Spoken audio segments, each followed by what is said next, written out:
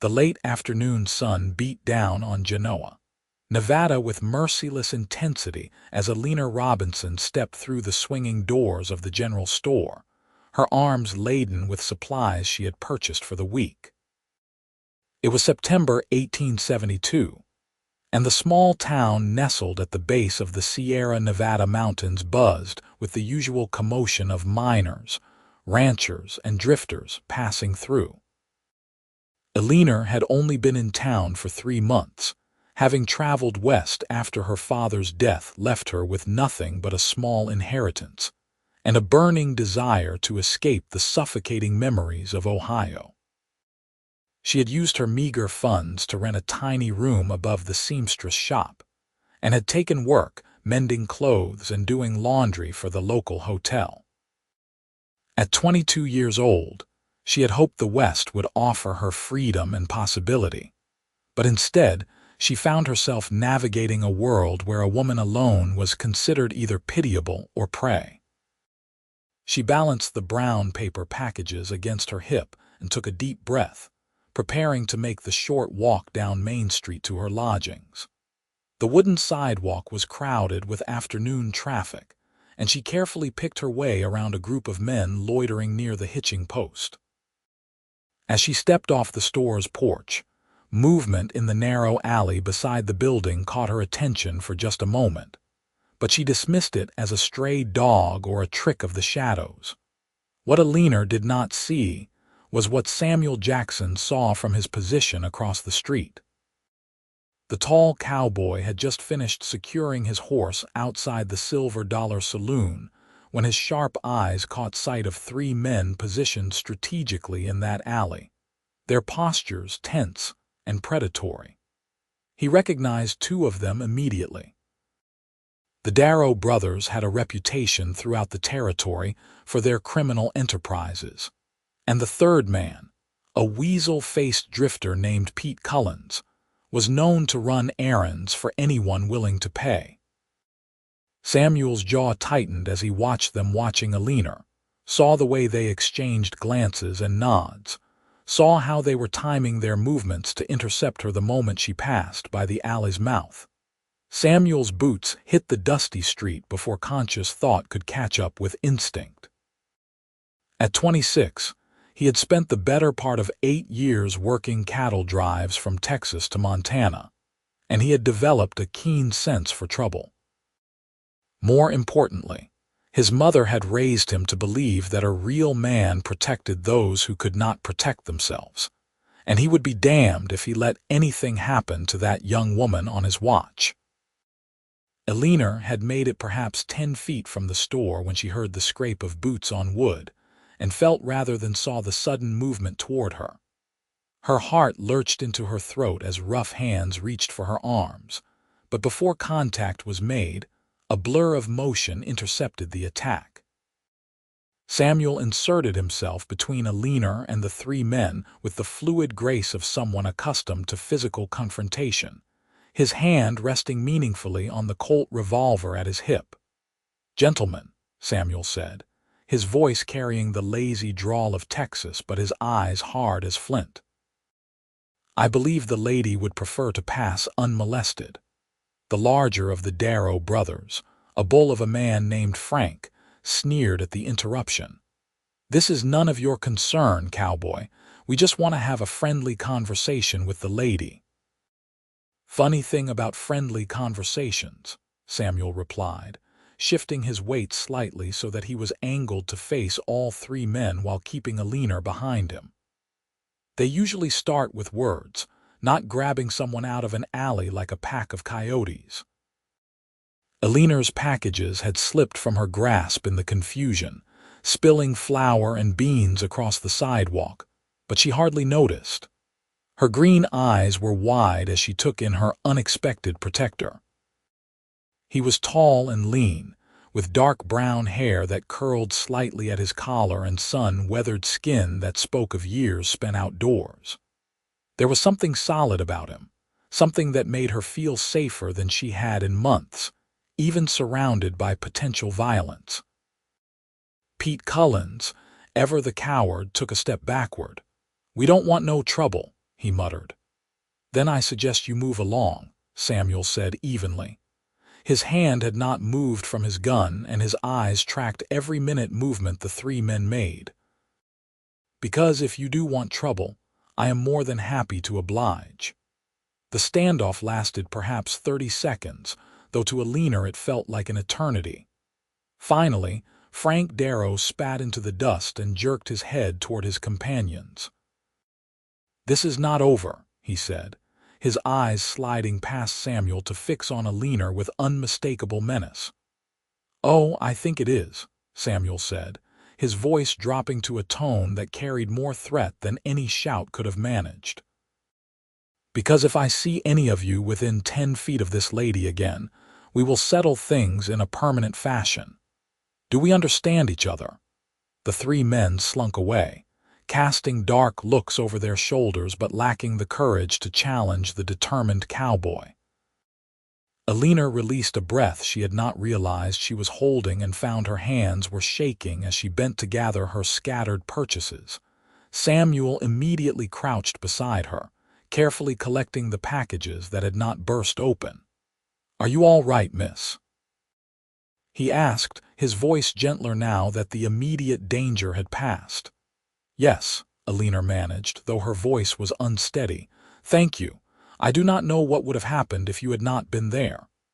"Nothing good," Samuel said grimly. He straightened and offered her his hand to help her rise. When their fingers touched, Eleanor felt a jolt of something she could not quite name, a warmth that spread from her palm up her arm. Samuel seemed to hesitate for just a moment before releasing her hand, and she thought she caught something shift in his expression before he masked it with polite concern. "Where are you headed? I will walk you there and make sure you arrive safely." "I live just above the seamstress shop," Eleanor said, gesturing down the street. "But you do not have to trouble yourself. You have already done more than enough." "It is no trouble at all," Samuel assured her. He gathered the packages that could be salvaged and tucked them under one arm, then offered her the other. After a moment's hesitation, Eleanor accepted, her small hand resting in the crook of his elbow. They began to walk slowly down the sidewalk, and Eleanor was acutely aware of the curious glances from passers-by, who noted the striking cowboy escorting the usually solitary seamstress's assistant. "I am Eleanor Robinson," she offered after a moment of silence. "I have been in Genoa since June." "Samuel Jackson," he replied, tipping his hat slightly. "I just arrived 2 days ago with a cattle drive. We brought a herd up from California for one of the ranchers north of town. Do you travel often?" Eleanor asked, curious about this man who had appeared so suddenly and decisively in her life. "Most of the year," Samuel admitted. "I have been working cattle since I was 18. Seemed like a good way to see the country and make a living, though the work is hard and the pay inconsistent. I have been thinking lately that it might be time to settle somewhere, find a more permanent situation." They reached the seamstress shop, a tidy building with a painted sign that read, "Mrs. Whitmore's Fine Sewing" in elegant script. A narrow external staircase ran up the side of the building to Eleanor's room. Samuel carefully set her packages on the bottom step and turned to face her. "Miss Robinson," he said seriously, "those men were planning something, and I do not think they will give up easily, especially not Frank Darrow. He has a mean streak and does not like being crossed. I would feel better if you allowed me to walk you home from wherever you work each evening, at least for the next few days until things settle down." Eleanor wanted to refuse on principle. She had come west to be independent, to prove she could manage on her own. But she was also practical enough to recognize genuine danger when she saw it. "I work at the hotel most mornings doing laundry and mending," she said slowly. "And I help Mrs. Whitmore with sewing in the afternoons. I usually finish around 6 o'clock. "Then I will be here at 6 to walk you to the hotel for supper," Samuel said decisively. "And I will walk you back afterward. It is settled." Eleanor found herself smiling despite the afternoon's frightening events. "You are very presumptuous, Mr. Jackson." "I prefer to think of it as thorough," he said, and she caught the hint of a smile playing at the corners of his mouth. "Besides, it would be a poor showing on my part to rescue you once only to let you walk into danger again. My mother would be ashamed of me." "Well, we cannot have that," Eleanor said, her smile widening. "Very well, Mr. Jackson. I will see you tomorrow at 6. Samuel tipped his hat again, and Eleanor thought she detected a warmth in his hazel eyes that had nothing to do with the late afternoon sun. "Until tomorrow, Miss Robinson." As Eleanor climbed the stairs to her room, she found her heart was beating fast for reasons that had nothing to do with fear. She glanced back once and saw Samuel still standing there, watching to make sure she got inside safely. When she waved, he returned the gesture before finally turning to walk back toward the main street. Eleanor let herself into her small room and leaned against the closed door, wondering what she had just set in motion. True to his word, Samuel appeared outside the seamstress shop at precisely 6 o'clock the following evening. Eleanor had spent the entire day in a state of nervous anticipation, half expecting him not to show, half hoping desperately that he would. When she descended the stairs and found him waiting, his hat in his hands and his dark hair neatly combed, she felt a flutter of something that might have been joy. "Miss Robinson," he greeted her with a warm smile. "I hope you had a pleasant day." "I did, thank you," Eleanor replied, accepting his offered arm. "And you, what does a cowboy do with his time when there are no cattle to drive?" "Today I spent making inquiries about work in the area," Samuel said as they began walking toward the hotel. "The cattle drive will be heading back to California in a few days, but I have decided to stay in Nevada for a while. There is a ranch about 15 miles north that is looking for an experienced hand, and the foreman seemed interested in hiring me." Eleanor's heart lifted at this news, though she tried to keep her expression neutral. "That sounds like a good opportunity." "I think so," Samuel agreed. "The pay is steady and they provide room and board. It would be nice to sleep in the same bed for more than a few nights in a row." He paused, then added more quietly, "And there are other reasons I find myself wanting to stay in this area." Eleanor felt heat rise to her cheeks and was grateful for the gathering dusk that might hide her blush. They walked in companionable silence for a few moments before Samuel spoke again. "Tell me about yourself, Miss Robinson. What brought you all the way to Nevada?" Eleanor found herself opening up in ways she had not expected. She told him about her father's death, about the crushing loneliness of her life in Ohio, about her determination to forge a new path, even if it meant leaving behind everything familiar. Samuel listened with genuine attention, asking thoughtful questions and making observations that showed he truly heard what she was saying. By the time they reached the hotel dining room, Eleanor felt as if she had known him far longer than a single day. They shared a simple supper of beef stew and fresh bread, sitting at a corner table where they could talk without being overheard. Samuel, in turn, shared stories of his own past. He had grown up on a small ranch in Texas, the youngest of 4 children and the only son.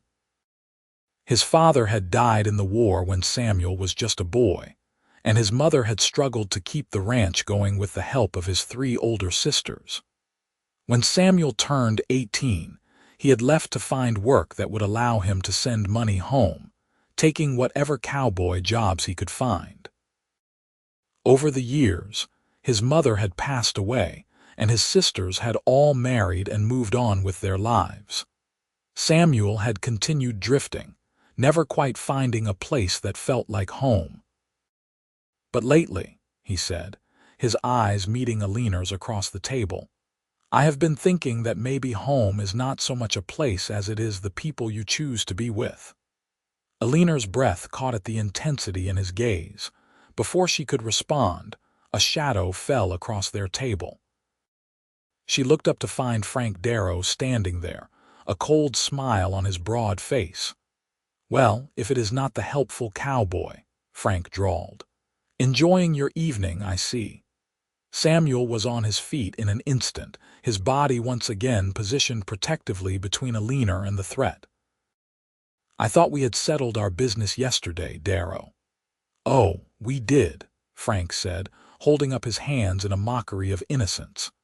"I just wanted to let your lady friend know that she made a powerful enemy when she brought you into our affairs. My brother and I, we have long memories."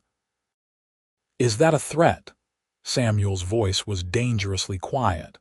"Just a friendly warning," Frank said. He leaned slightly to the side to catch Eleanor's eye. "You should be more careful about the company you keep, Miss Robinson. This cowboy will not be around forever, and when he leaves, you will be all alone again." With that parting shot, Frank turned and sauntered out of the dining room, leaving a wake of tension behind him. Samuel slowly sat back down, his hands clenched into fists on the table. "I am sorry," he said tightly. "I hoped they would have more sense than to continue this foolishness." "It is hardly your fault," Eleanor said, though her own hands were trembling. She reached across the table impulsively and placed one hand over his fist. "I am grateful you were there yesterday, and I am grateful you are here now. Whatever happens, I do not regret that." Samuel's eyes softened as he looked down at her small hand covering his. Slowly, deliberately, he unclenched his fist and turned his hand over, lacing his fingers through hers. "I meant what I said about staying," he told her quietly. "I am not going anywhere, Eleanor." It was the first time he had used her given name, and the sound of it in his deep voice sent warmth flooding through her chest. "Samuel," she said, testing his name on her own tongue and liking the feel of it. "What are we going to do about the Darrows?" "I am going to speak with the sheriff tomorrow," Samuel said firmly. "Make sure he knows what happened and what Frank just said. And I am going to make very certain that you are never alone and vulnerable. Beyond that, we wait and see. Men like the Darrows are bullies at heart. Stand up to them firmly enough and they usually back down." Eleanor wanted to believe him, but something in Frank Darrow's eyes had frightened her more than she wanted to admit. Still, with Samuel's hand warm and strong around hers, she felt courage building where before there had been only fear. Over the following week, Samuel became a constant presence in Eleanor's life. He met her at 6 o'clock every evening without fail, walked her to and from supper, and lingered afterward to talk on the steps leading to her room. They spoke of everything and nothing, their conversations ranging from serious discussions about their hopes for the future to playful debates about inconsequential matters. Eleanor learned that Samuel loved to read, an unusual trait for a cowboy, and that his mother had insisted all her children be educated. Samuel discovered that Eleanor had a quick wit and a talent for sketching, though she rarely had time to indulge in the hobby anymore. On the fourth evening, as they sat on the steps watching the stars emerge in the darkening sky, Samuel reached over and took Eleanor's hand again. It was becoming a familiar gesture, one that made Eleanor's heart race every time. "I got the job at the Morrison Ranch," Samuel said quietly. "I start on Monday. It is a good position, Eleanor. Steady work, decent pay. The kind of job a man could build a future on." "That is wonderful," Eleanor said, meaning it sincerely even as her heart sank at the thought of him being 15 miles away. "You must be pleased." "I am," Samuel agreed. "But there is something else I need to say, and I am not entirely sure how to say it properly." He turned to face her more fully, still holding her hand. "Eleanor, I know we have only known each other for a few days, but I have never felt about anyone the way I feel about you. You are smart and brave and beautiful, and every moment I spend with you makes me want to spend 100 more. I am not a wealthy man, and my prospects are modest at best, but I am honest and hardworking, and I promise I would do everything in my power to make you happy. What I am trying to say, though I am making a mess of it, is that I would very much like to court you properly. With your permission, of course." Eleanor felt tears prick at her eyes, but they were tears of happiness. In the span of a single week, this unexpected cowboy had changed everything. "Yes," she said, her voice thick with emotion. "Yes, Samuel, I would like that very much." Samuel's face broke into a grin so wide and genuine that Eleanor could not help but smile in return. "Truly?" he asked, as if he could not quite believe his good fortune. "Truly," Eleanor confirmed. Before she could think better of it, she leaned forward and kissed him softly on the cheek. Samuel's hand came up to cup her face gently, his thumb brushing away a tear that had escaped down her cheek. "I will come into town every Sunday," he promised. "It is my day off, and I will spend it with you if you will have me, and I will write to you during the week so you do not forget about me." "I could never forget about you," Eleanor whispered. They sat together on those steps until the stars filled the entire sky, talking and planning and reveling in the newness of acknowledged feelings. When Samuel finally walked back to his lodgings at the boarding house where the drovers were staying, he felt as if his boots barely touched the ground. Sunday came both too slowly and too quickly. Samuel arrived in town just after dawn, having ridden the 15 miles from the Morrison Ranch with a sense of urgent anticipation. He met Eleanor after church services, and they spent the day exploring the area around Genoa. Samuel borrowed a buggy from the livery stable, and they drove up into the foothills of the Sierra Nevada, where the autumn aspens were beginning to turn gold and the air was crisp and clean. They spread a blanket near a small creek and shared the picnic lunch Eleanor had packed. As they ate, Samuel told her about the ranch, about the 100 head of cattle he was helping to manage and the good people he was working alongside. Eleanor shared news from town, carefully avoiding any mention of the Darrows, who seemed to have made themselves scarce since Samuel's visit to the sheriff. After lunch, Samuel lay back on the blanket with his hat over his face, and Eleanor sat beside him, her sketchbook on her lap. She had not told Samuel what she was drawing, and when he finally peeked under his hat brim to look, he found she had captured him in pencil, every line and shadow rendered with surprising skill. "That is remarkable," Samuel said, sitting up to examine the sketch more closely. "You are truly talented, Eleanor." "It is just a hobby," she demurred, but she was pleased by his praise. "It is more than that," Samuel insisted. "You see things, really see them. That is a rare gift." He paused, then added more quietly, "Would you let me keep this? I would like to have something of yours with me at the ranch." Eleanor carefully tore the page from her sketchbook and handed it to him.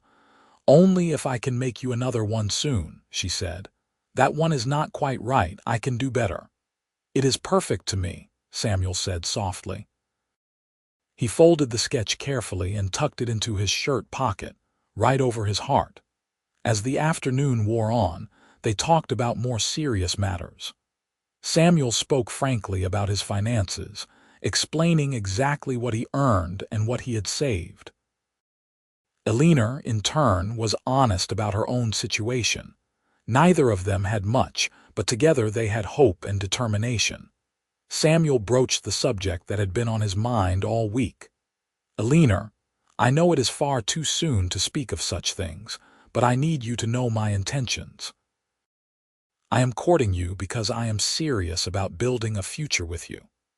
I do not know how long that will take, whether it is months or years, but I want you to know that I am working toward the day when I can offer you a real home and a good life. I will not ask you to marry me until I can provide properly for you, but when that day comes, and if your feelings remain as they are now, I hope you will say yes." Eleanor's eyes were bright with unshed tears as she reached for his hand. Samuel Jackson, I have no doubt about your intentions or your character. Whatever time it takes, I will wait. I would rather wait a lifetime for the right man than settle for anything less. They sealed this understanding with their first real kiss, tentative and sweet, beside the creek with the aspens rustling overhead. It was a moment Eleanor knew she would remember for the rest of her life, the moment when possibility became promise. The following weeks fell into a comfortable rhythm. Samuel came to town every Sunday without fail, and twice a week Eleanor received letters from him, full of details about ranch life and declarations of affection that grew bolder as time passed. Eleanor's responses were equally warm, and she included small sketches in the margins to make him smile. In town, Eleanor felt safer now that Frank Darrow and his associates seemed to have moved on to other schemes, though she remained cautious and never walked anywhere alone after dark. By December, the first snows had begun to fall in the mountains, and the temperature in Genoa dropped considerably. Samuel arrived one Sunday wrapped in a heavy coat and with a package tucked under his arm. He found Eleanor waiting for him in the parlor of Mrs. Whitmore's shop, where the seamstress had taken pity on the young couple and allowed them to visit in the warmth of her sitting room when the weather was too cold for walking. "I have something for you," Samuel said after greeting Mrs. Whitmore politely. He handed Eleanor the package, watching her face anxiously as she unwrapped it. Inside was a beautiful shawl made of fine wool, dyed a deep green that matched her eyes. "Samuel, this is too much," Eleanor protested, though her fingers caressed the soft fabric lovingly. "Nonsense," Samuel said firmly. "You need something warm, and I have been saving for it since September.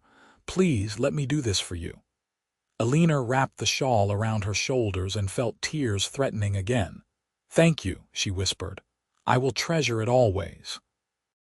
"There is more," Samuel said, his tone turning more serious. "Mr. Morrison has asked me to become his assistant foreman. It comes with a significant raise in pay and a small cabin on the property instead of just a bunk in the bunkhouse. Eleanor, it means I can start building a real life much sooner than I expected. It means that by spring, I might be able to offer you what I have wanted to offer you since the day I met you." Eleanor's hand flew to her mouth as she understood what he was saying. "Samuel," she breathed. "I am not asking yet," he said quickly. "Not officially. But I am telling you that the day is coming and I want you to be prepared. I want you to think about it to be sure in your heart, because when I do ask, I will mean it with everything I am." "I do not need to think about it," Eleanor said firmly. "I already know my answer. It has been yes since the moment you stepped between me and those men in the alley. It was yes when you held my hand across the supper table. It was yes when you kissed me by the creek. Whenever you ask, Samuel Jackson, my answer will be yes." Samuel pulled her into his arms, mindful of Mrs. Whitmore's presence in the next room, and held her close. "I love you, Eleanor Robinson," he murmured into her hair. "I have loved you from the beginning, and I will love you until the day I die." "I love you too," Eleanor whispered back, her heart so full she thought it might burst. Mrs. Whitmore chose that moment to bring in tea, her eyes twinkling with barely suppressed delight at the young couple's obvious happiness. She had become fond of Eleanor over the months they had worked together, and she approved wholeheartedly of the respectful, hard-working cowboy who so clearly adored her assistant. The winter months passed in a blur of happiness, despite the cold and snow. Samuel came to town whenever the weather permitted, and his letters sustained Eleanor when they were apart. She worked diligently at her sewing and laundry duties, saving every penny she could against the future Samuel had promised her. In February, Samuel sent word that he had finished furnishing the cabin and wanted Eleanor to come see it. Mrs. Whitmore agreed to chaperone, and they made the journey to the Morrison Ranch on a crisp, clear Sunday. The cabin was small but well built, with a stone fireplace, a loft bedroom, and windows that looked out toward the mountains. Samuel had clearly put great care into making it comfortable, with a sturdy table, 2 chairs, a rocking chair by the fireplace, and even curtains on the windows. Eleanor walked through the space with wonder, imagining what it would be like to call this place home. "What do you think?" Samuel asked anxiously as Mrs. Whitmore discreetly waited outside, examining the ranch's horses with Mr. Morrison. "I think it is perfect," Eleanor said honestly. "I think I could be very happy here." Samuel took both her hands in his and pulled her gently to face him. "Then there is only one question left to ask." He dropped to one knee, and Eleanor felt her breath catch in her throat. "Eleanor Robinson, you have filled my life with more joy and purpose than I ever thought possible. You make me want to be a better man to build a better life. Would you do me the great honor of becoming my wife?" "Yes," Eleanor said, the word coming out as half laugh, half sob. "Yes, Samuel. 1,000 times yes." Samuel surged to his feet and swept her into his arms, spinning her around the small cabin before setting her down to kiss her properly. When they finally broke apart, both were breathless and grinning like fools. They were married in April of 1873, in a simple ceremony at the small church in Genoa. Mrs. Whitmore stood up with Eleanor, and Samuel's foreman served as his witness. Eleanor wore a dress she had sewn herself from ivory silk Mrs. Whitmore had ordered special from San Francisco, and Samuel wore a new suit that made him look both handsome and slightly uncomfortable. But when he looked at his bride walking down the aisle toward him, his face shone with such pure love that several of the ladies in attendance found themselves dabbing at their eyes. The reception was modest but joyful, held in the church hall with food contributed by friends and neighbors. Even Mr. Morrison attended, giving a warm speech about Samuel's character and work ethic that made Eleanor proud. As the sun began to set, Samuel lifted his new wife into the wagon he had borrowed for the occasion, and they drove back to the ranch and the cabin that was now truly their home. That night, as they lay together in the loft bedroom with moonlight streaming through the window, Eleanor traced the line of Samuel's jaw with her finger and marveled at how much her life had changed in less than a year. "What are you thinking?" Samuel asked softly, catching her hand and pressing a kiss to her palm. "I am thinking about that day in September," Eleanor admitted. "About how frightened I was, and how you appeared like something out of a story to save me. I am thinking about how one moment can change everything." "I am thinking about the same thing," Samuel said. "Except I am thanking God that I happened to be standing in exactly the right place at exactly the right time. I cannot imagine my life without you in it now, Eleanor. You are everything to me." "And you to me," Eleanor whispered, snuggling closer into his warmth. "I love you so much, Samuel." "I love you too, my wife," Samuel replied, the word wife carrying a note of wonder and pride. "Now and always." The years that followed were not without challenges, but they were good years. Samuel continued to excel in his work, and within 2 years he was made full foreman of the Morrison Ranch. Eleanor continued her sewing work from home, taking in mending and making clothes for the ranch families and for people in Genoa. Their little cabin became a home filled with warmth and laughter. In the spring of 1875, Eleanor gave birth to their first child, a healthy baby boy they named William Samuel Jackson. Samuel held his son for the first time with tears streaming down his face, overcome with emotion at the tiny life he and Eleanor had created. Eleanor, exhausted but radiant, watched her husband cradling their baby and felt a contentment so deep, it was almost overwhelming. "He is perfect," Samuel whispered, gently touching the baby's tiny fingers. "You are perfect. How did I get so lucky? We both got lucky, Eleanor corrected gently. That day in September, we both got lucky. 2 years later, their daughter Margaret Eleanor was born, followed 3 years after that by another son, Thomas James. The cabin grew crowded and loud with the chaos of young children, and Samuel began building an addition to give them all more room.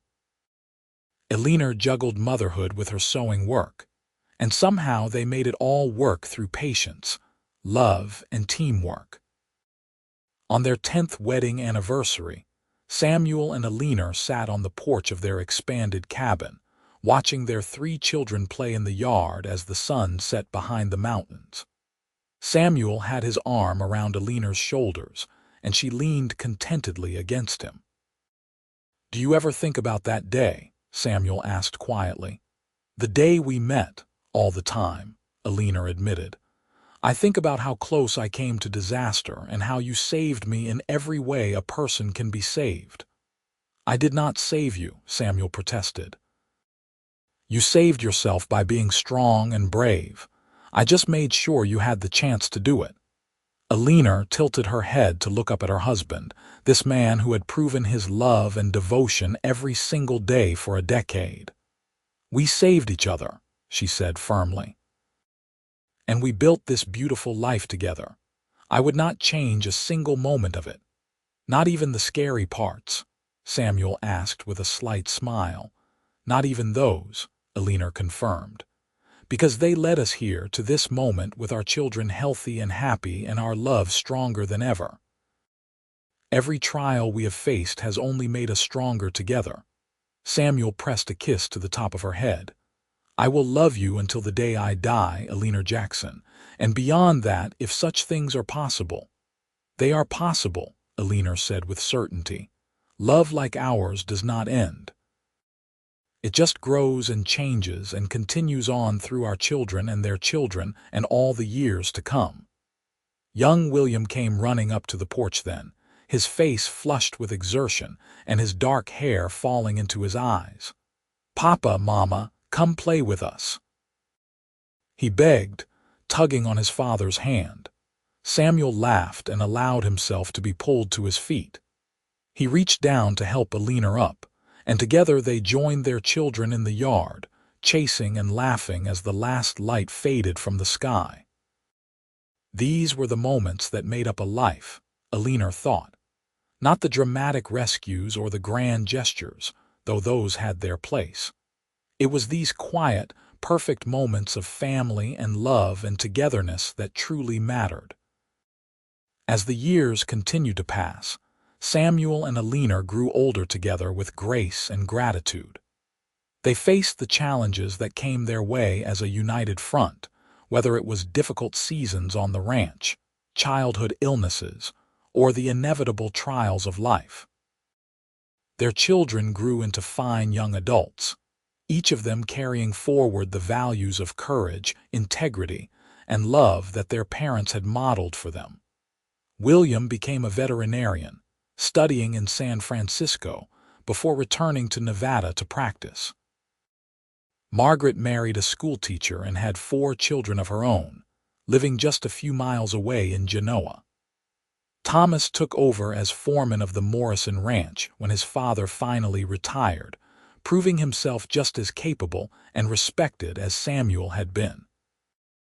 On their 30th wedding anniversary, the entire family gathered at the cabin for a celebration.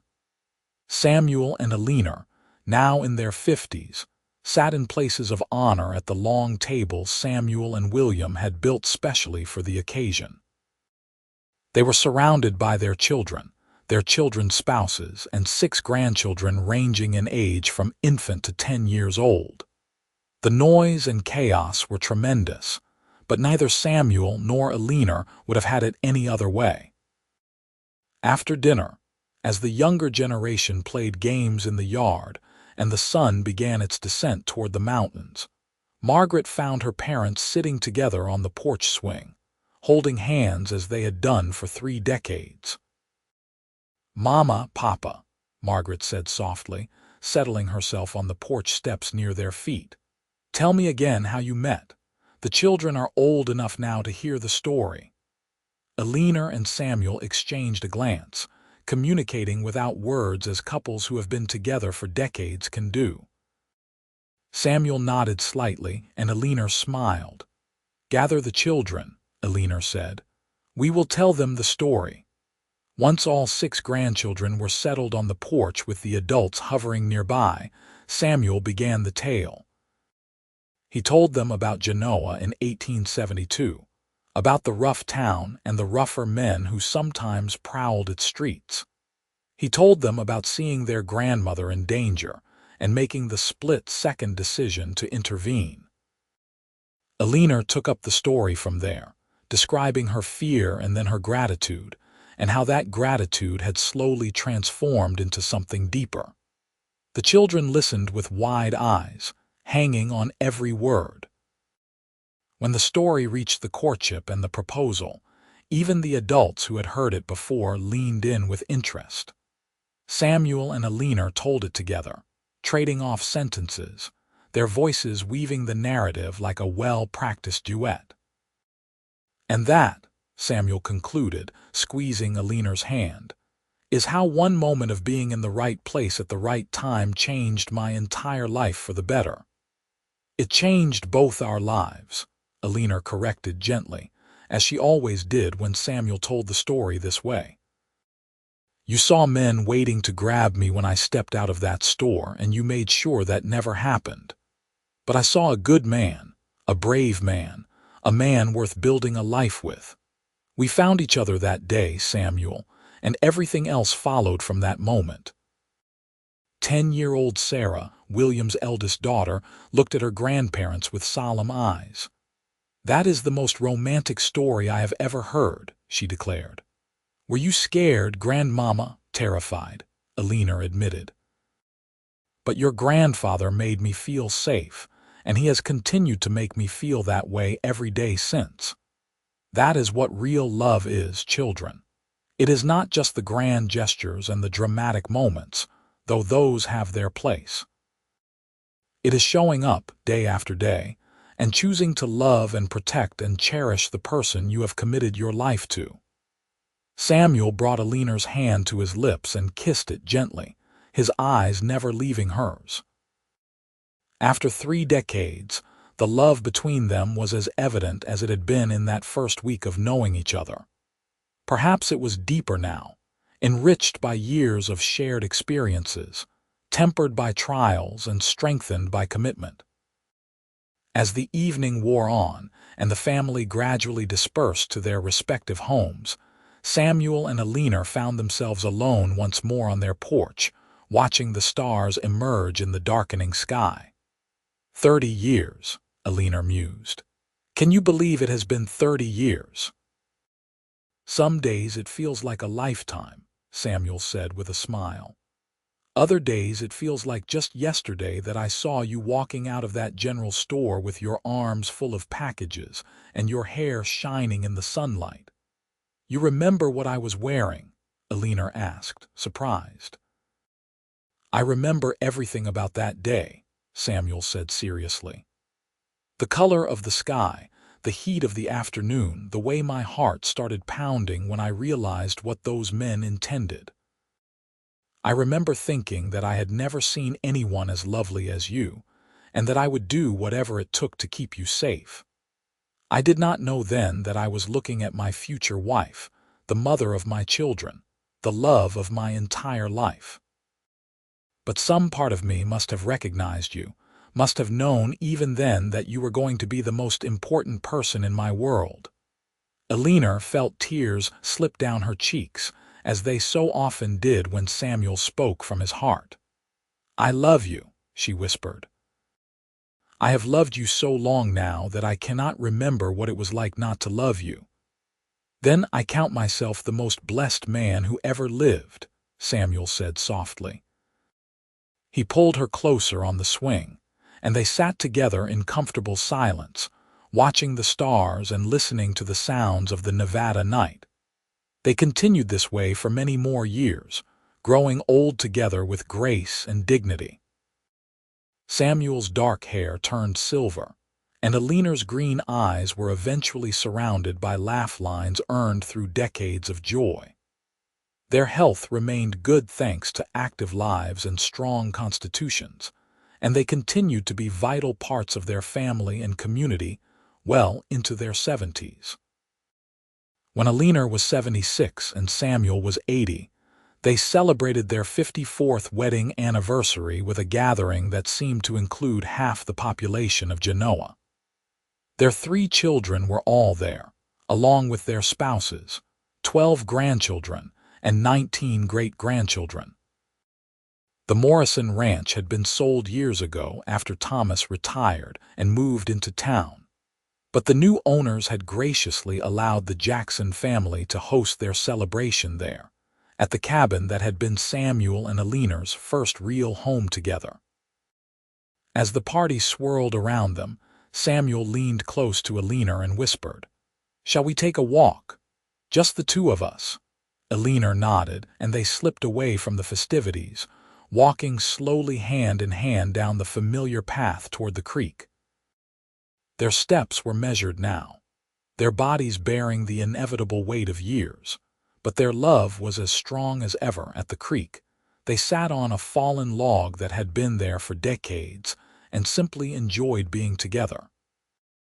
The aspens rustled overhead just as they had on that long-ago afternoon when they had shared their first kiss. "You have any regrets?" Eleanor asked quietly, a question she had never asked in all their years together. Samuel considered this seriously, then shook his head. "Not a single one. Oh, I wish I could have given you more material things, more comfort and luxury. But as for the life we built together, the family we raised, the love we shared, no, Eleanor, I would not change one moment of it." "Neither would I," Eleanor said firmly. "You gave me everything that mattered. You gave me safety and love and partnership. You gave me beautiful children and a life full of meaning. What more could anyone ask for?" Samuel pulled her close, and they sat together by the creek as the sun set behind the mountains one more time, content in the knowledge that they had lived well and loved deeply. They were granted several more good years together. Years filled with family gatherings and quiet evenings on their porch in the small house they had eventually purchased in Genoa. When Samuel passed away peacefully in his sleep at the age of 84, Eleanor was holding his hand, as she had been holding it for nearly 58 years. Her heart broke that day, but it was a clean break, the kind that comes from loving fully and losing what was most precious. Eleanor lived another 3 years after Samuel's death, surrounded by the love of her children and grandchildren. She spent her days sewing, sketching, and telling stories about the remarkable man who had been her husband. She spoke often of that day in September 1872, when a cowboy had seen men waiting to grab her and made sure it never happened. She spoke of it not just as the day she was saved from harm, but as the day her real life began. When Eleanor passed away peacefully at the age of 81, her family laid her to rest beside Samuel in the Genoa cemetery, their graves marked by a simple stone that read, "Samuel and Eleanor Jackson, 2 lives, 1 love, eternal together." At the funeral, their great-granddaughter Sarah, now a grown woman herself, told the story of how they met to her own children, passing down the tale of courage, love, and commitment that had defined the Jackson family for generations. The little cabin where Samuel and Eleanor had started their married life still stood on what was once the Morrison Ranch, preserved by their descendants as a reminder of where it all began. And in Genoa, the story of the cowboy and the seamstress's assistant became the stuff of local legend, told and retold as an example of how love could grow from a single moment of bravery, how 2 people from nowhere special could build something extraordinary together through dedication and devotion. Their love story did not end with death. It lived on in their children and grandchildren and great-grandchildren, in the values they had instilled, and the example they had set. It lived on in the countless retellings of that day, when Samuel Jackson saw danger approaching Eleanor Robinson and stepped between them without hesitation. It lived on in the understanding that real love is not just about grand gestures and dramatic rescues, but about showing up every single day, about choosing your person over and over again through good times and bad, about building a life together one moment at a time, until those moments add up to something beautiful and lasting and true. And somewhere, perhaps in whatever lies beyond this life, Samuel and Eleanor were together still, holding hands and watching their legacy unfold across the generations, content in the knowledge that their love had been real and true and strong enough to echo through time itself. They had found each other against all odds in a rough town in the Wild West, and they had built something that would last forever. That was their happily ever after, not perfect but real, not easy but worth every moment of effort, a testament to the enduring power of love, courage, and commitment.